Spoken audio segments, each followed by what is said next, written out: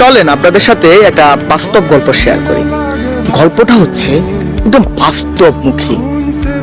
আমরা হচ্ছে পাঁচ ভাই। সবার ছোট হচ্ছে আমি, আর আমার একটা বোন আছে। এখন সবার ছোট হচ্ছে আমি, মানে নিশাদ। তো একটা সময় হইলো কি, যে আমি দেশের বাইরে যাওয়ার কখনো ইচ্ছা ছিল না। আমার টার্গেট ছিল যে আমি আমাদের ফ্যামিলি ছোটখাটো একটা বিজনেস আছে, একটা গরুর ফার্ম আছে, আমি ওইগুলো নিয়ে পড়ে থাকবো, ব্যবসা বাণিজ্য করবো, ওইগুলো নিয়ে পড়ে থাকবো। যেহেতু ভাইয়াদের মতো সেটেল, আমি ব্যবসা বাণিজ্যরা হ্যান্ডেল করব।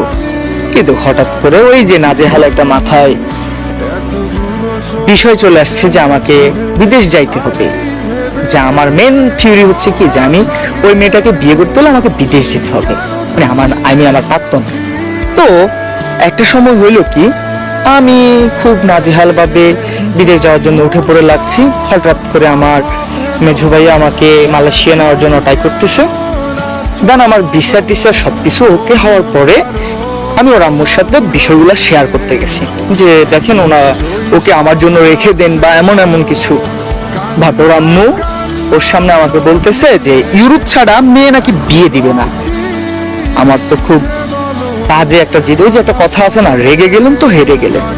আমি জিদ ধরছি, প্রচুর একটা জিদ ধরছি, যে আমার জিদ ছিল এমন। বা আর যাই হোক, কিরে আমাকে ইউরোপের জন্য মেয়ে দিবি না? ঠিক আছে, আমি বললাম যে আমি ইউরোপ যাবো। এখন আমার ফ্যামিলির কথা হচ্ছে, ফ্যামিলি তো কোনোভাবেই রাজি না। পরে একটা সময় ফ্যামিলিকে কোনো রকম ম্যানেজ করছি যে আমি মালয়েশিয়া যাচ্ছি না, আমাকে ইউরোপের জন্য ট্রাই করেন বা আমি ইউরোপ যাব। দেন আমাকে রোমানিয়ার জন্য দিছে, প্রায় 5-6 মাস চলে গেছে। দেন হাঙ্গেরির জন্য দিলাম, তাও হয় নাই। ইতালির জন্য 2বার আবেদন করছি, তাও হয় নাই। এক লাস্ট চিন্তা করছি কি, যে আমার সেজো ভাইয়া বললো যে সাউথ কোরিয়ার লটারি পাইছ, যে সাউথ কোরিয়ার লটারি পাইছিলাম তখন। সাউথ কোরিয়ার আবার ভাষাও শিখলাম। আমার তো খুব মাথার ভিতরে যে ইউরোপ বা ভালো কোনো কান্ট্রিতে আমাকে যেতেই হবে, মিডল ইস্ট তো আসবোই না, প্রশ্নই আসে। পরে সাউথ কোরিয়ায় পড়ালেখা ধুম করতেছি, যে বিদেশ আমারে যাইতে হবে। আমার টার্গেট হচ্ছে কি, যে ওই যে প্রাক্তন শালা। পরে একটা সময় সবচেয়ে ইন্টারেস্টিং বিষয় হচ্ছে, একটা সময় যখন সবকিছু এলোমেলো হয়ে গেল, দেন আমার পরীক্ষাটা পিছাই গেছে সাউথ কোরিয়ার। পরে আমার সার্বিয়ার জন্য আমি আবার ফাইল জমা দেওয়ার ঠিক কিছুদিন পরে আমার ওয়ার্ক পারমিট আসে। পারমিটের এক পর্যায়ে ধরেন আমার সব মিলাই আমার ভাগ্যটা হচ্ছে একটু অন্যরকম। যে কোনো দেশ ট্রাই করুক না কেন, আমার হচ্ছে না। দেন তখন যা সাউথ কোরিয়ার পরীক্ষাটা দেওয়া হয়নি। আমি জানুয়ারি 4 তারিখে অ্যারেস্ট হয়েছি রাজনৈতিক কারণে। 25 তারিখে আমার পরীক্ষা, সাউথ কোরিয়াটা হয় না, এদিকে সার্বিয়াটা ভিসাটাও হয় নাই। সো আমি জেল থেকে বেরোনোর পরে পুরা দেউলিয়া। এখন দ্য মোস্ট কথা হচ্ছে কি, আমি আমার ফ্রেন্ডকে বললাম যে আমাকে বেশি না, জাস্ট 2 মাসের ভিতর আমাকে যে কোনো কান্ট্রিতে পাঠাইলেই হবে। মানে আমার ইউরোপ আর কোনো চেঞ্জ না। আমার কথা হচ্ছে কি, আমার মাইন্ড এখন আমি দেশ থেকে বেরোতে হবে ফার্স্ট অফ অল কথা, কারণ আমার সবকিছু যেন এলোমেলো হয়ে যাচ্ছে। যেন আমি দুবাইয়ের জন্য দিলাম, আমার দুবাইটাও ক্যান্সেল। তারপরে কিছুদিন পরে আমি সিদ্ধান্ত নিয়ে আমাকে সহজ কোন রাষ্ট্রে যেতে হবে, মানে ইউরোপের জন্য দিলে তো অনেক টাইম লাগে, আমাকে কোন রাষ্ট্রে আমি খুব তাড়াতাড়ি ঢুকতে পারবো। পরে আমার কাছে সবচেয়ে বেস্ট সলিউশন ছিল কাতার। তো আমি কাতারের জন্য আবেদন করি। আবেদনের পর আমার ডাক্তারি হয়। চিন্তা করেন, ওই সময় তার সাথে আমার খুব ঝগড়া, মানে হচ্ছে না।